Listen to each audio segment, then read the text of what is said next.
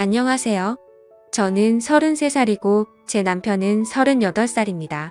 결혼하기 전에는 제가 이런 식으로 이혼하게 될 거라고는 생각 못했지만 결국 결혼 생활 1년 동안 이 문제를 좋게 해결하지 못하고 이해할 수 없어 이혼하게 되었습니다. 저와 남편은 같은 회사에서 근무했었고 서로 눈 맞아서 연애하고 결혼까지 하게 되었습니다. 그런데 남편에게는 특별한 수직 취미가 있습니다. 그래서 저는 너무 이해를 할 수가 없죠. 결혼하기 전까지도 몰랐고 연애할 때는 당연히 몰랐습니다. 그냥 깔끔한 편인 줄 알았습니다. 그런데 그게 아니더군요. 결벽증이 아니라 남들은 전혀 이해하지 못하는 취미였습니다. 이걸 취미라고 해야 할까요? 수집을 해야 한다 할까요? 여러분들께서는 이 사람의 행동에 대해서 어찌 생각하시는지 궁금합니다. 저는 결국 이해해줄 수 없었고 이혼했습니다. 여기 새로 생긴 음식점인데 어때? 맛있을 것 같지? 지금 오픈 이벤트라서 싸게 먹을 수 있겠다. 여기 깔끔하니 음식도 잘 나오고 괜찮네. 앞으로 자주 와도 될 것 같은데. 나 이런 음식 좋아하잖아. 양고기는 여기가 최고인 듯한데. 그치? 냄새도 안 나고 확실히 사람 많은 이유가 있는 것 같아. 그렇게 저희는 즐거운 저녁 식사를 했고 이런저런 이야기하면서 앞으로 있을 우리의 미래의 계획을 세우고 있었습니다.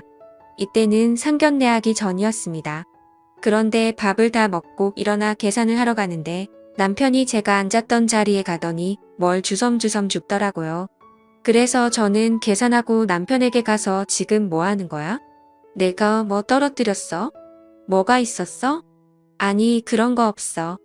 그냥 실수로 뭐라도 떨어뜨렸나 해서 확인차 한번 받지. 가자. 그렇게 저는 별 생각 없이 나왔고 그런 일들이 몇 번 있었습니다. 뭘 줍는 것 같긴 했는데 보이지 않아서 그냥 넘겼습니다. 워낙 깔끔한 성격이라 그냥 그럴 의미했습니다. 그렇게 저희는 상견례하고 결혼식까지 하게 되었죠. 그리고 남편은 따로 부모님과 살고 있었기 때문에 남편 집을 신혼집으로 결정하게 되었죠.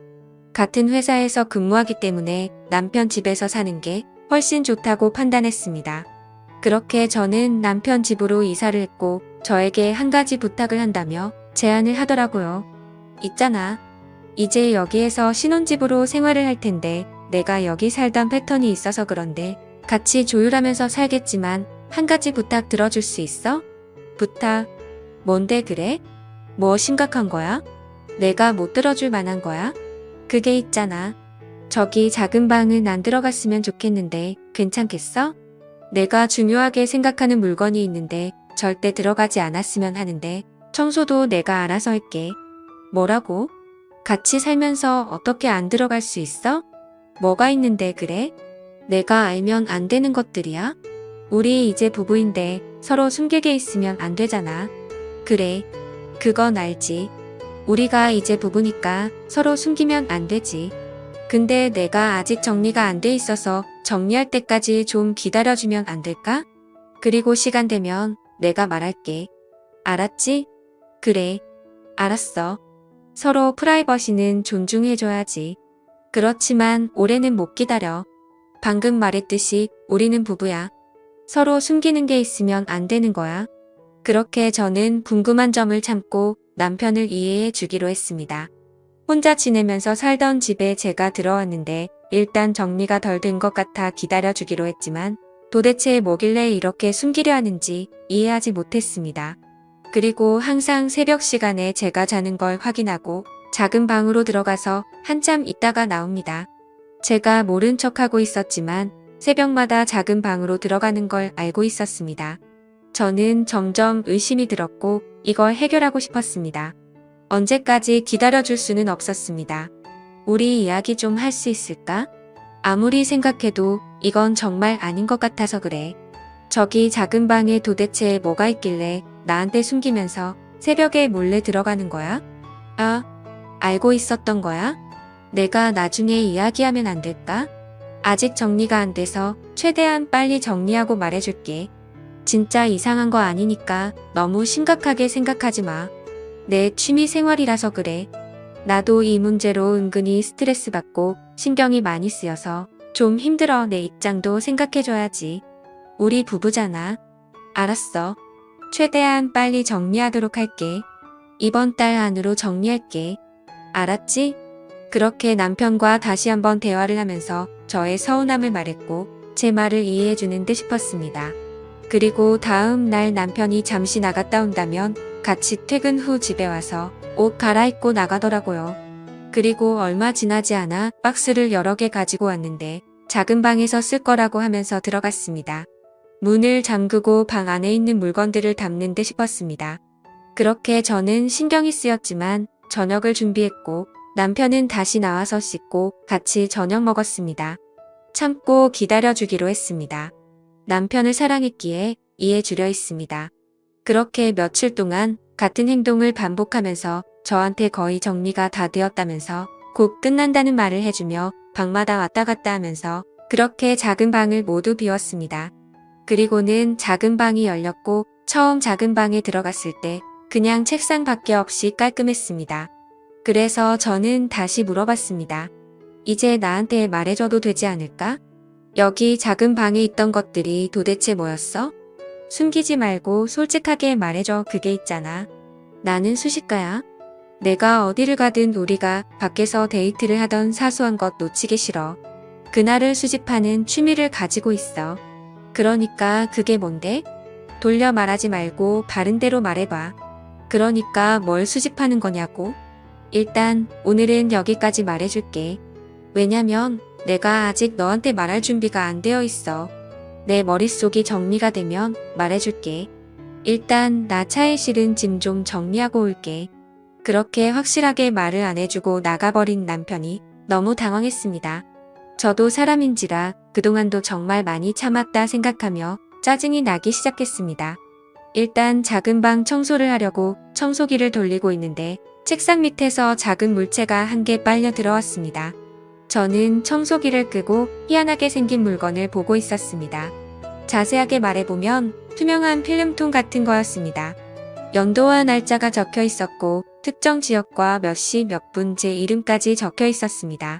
그리고 통 안에 검은색 실 같은 게 한 가닥 들어 있었습니다.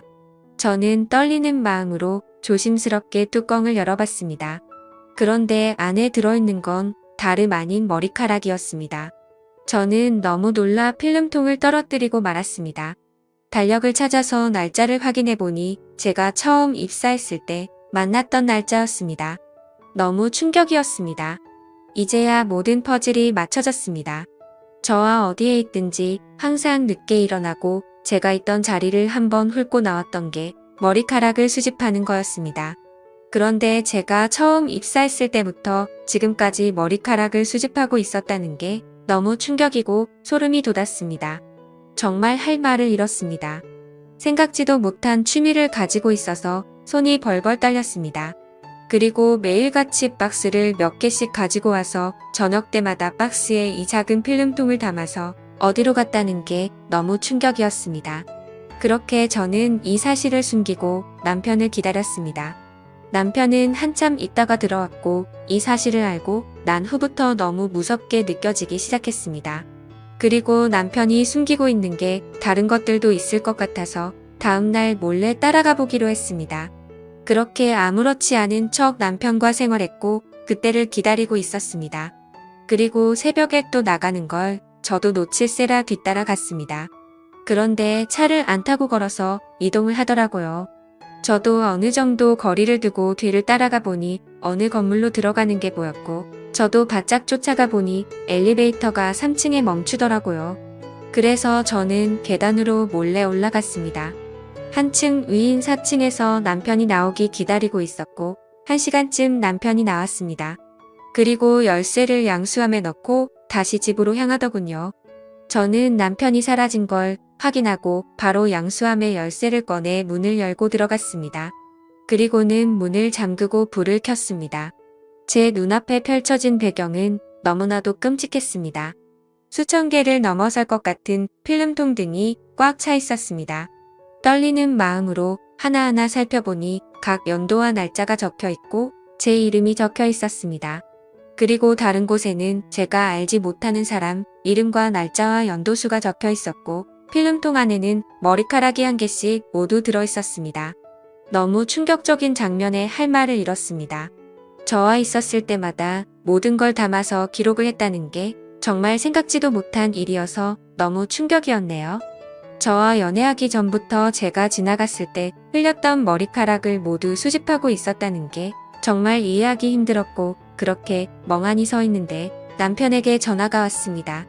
저는 떨리는 손으로 남편 전화를 받았고, 그리고 제가 여기 있다는 말과 함께 한 걸음에 남편 달려와 문을 열었습니다. 여기서 뭐 하는 거야? 내가 나중에 다 설명한다고 했잖아. 왜 이렇게 성격이 급한 거야? 이 상황은 정말 오해할 수밖에 없는 상황이 되어버렸잖아. 내가 이상한 놈이 된 거잖아. 너 충분히 이상한 거 맞아. 아무리 포장을 해서 나한테 말해도 이 상황은 아무도 이해할 수 없는 상황이야. 나와 연애하기 전부터 내 머리카락을 수집했더라. 지금 이게 무슨 뜻인 거야? 내가 납득할 수 있게끔 설명해봐. 나는 도저히 받아들이기 너무 힘드네. 그냥 정말 단순히 아무 의미 부여 안 하고 한순간 한순간을 기억하기 위한 수집이었을 뿐이야. 봐봐. 다른 필름통에도 측정 날짜와 장소가 다 기입되어 있잖아. 그런데 그걸 왜 하필 머리카락으로 수집을 하는 거냐고. 나는 그걸 이해할 수 없는 거라니까. 그냥 일기를 쓰든지 하면 되지. 왜 이런 쓸데없는 걸 수집하는 건데? 그냥 어렸을 때부터 그랬어. 무언가 기록을 남기고 싶었는데 마침 머리카락이 보였고 그걸 보관했었는데 오늘날까지 온 거야. 그럼 앞으로도 그럴 거야? 그런데 왜 남자 거는 전혀 없는 거야? 이유가 뭐야? 그냥 내가 수집하고 싶은 스타일일 뿐이야. 이제 알겠으면 내 소중한 공간에서 나가줄래? 아, 그래? 이 모든 것들이 나보다 소중하다는 거야? 너 지금 이 행동이 정상적인 행동으로 보이니? 하면서 엄청나게 많은 필름통을 모두 쓰러뜨렸습니다. 지금 내가 하는 말에는 나를 전혀 이해시킬 수 없는 것들이 너무 많아. 너희 부모님들도 알고 계시는 거야? 당연히 모르겠지. 경찰에 신고해야겠다. 내가 무슨 속셈으로 이러는지 난 알아야겠어. 왜 내가 소중하게 수집하는 걸 쓰러뜨려? 그리고 우리 부모님도 몰라. 나만의 소중한 기록의 취미이니까 더 이상 넘어오지 마. 안 그러면 우리 이혼하는 거야. 이렇게 못 살아. 정말 아무 이유 없이 그냥 단순한 수집 취미라고 했잖아. 그러니 더 이상 물어보지 마. 알았어? 아, 그래? 알았어. 나도 지금 내가 하고 있는 이상한 취미 나도 이해할 수 없어. 이렇게는 못 살 것 같아. 내 입장도 생각을 해줘야 하는 거 아니야? 이런 문제는 결혼하기 전에 이야기해야지. 왜 결혼하고 나서까지 숨기려 한 거야? 정말 너무 소름 돋는다. 이런 행동 당장 그만둬. 안 그럼 진짜 이혼이야. 알았어? 이래서 내가 말 안 하려 했던 거야. 그리고 나는 평생 이렇게 살아서 절대 그만둘 수 없어. 차라리 이혼하는 게 낫겠다. 그냥 이혼하자. 뭐라고? 진심으로 하는 말이야? 그러니까 너는 여기 있는 필름통에 들어있는 머리카락들이 더 소중하다는 거네? 그래, 알았어. 이혼해. 그리고 너무 열받아 뒤를 돌아서 나오려는데 제가 있던 자리에서 남편은 저의 머리카락이 떨어진 게 있는지 찾고 있었습니다. 너무 충격적으로 대놓고 하는 행동에 피가 떨려 나왔습니다. 그렇게 결국 양가 부모님이 사실 모두 알게 되었으며 이혼 위자료 모두 남편이 물게 되었고 같이 회사 생활하는 것조차 소름이 돋아 저는 다른 회사로 이직했습니다. 살다 이런 취미를 가지고 있는 사람은 또 처음이네요. 아무리 사랑으로도 이해할 수 없는 행동이었습니다. 여러분들께서는 어떻게 생각하시나요? 남편의 행동이 정상적인 거였을까요? 정신적으로 문제가 있었던 걸까요? 제가 사랑으로 이겨내면서 이해하고 살았어야 했나요? 여러분들이 제 입장이었다면 어떤 결정을 내리셨을까요? 제 사연 읽어주셔서 감사합니다.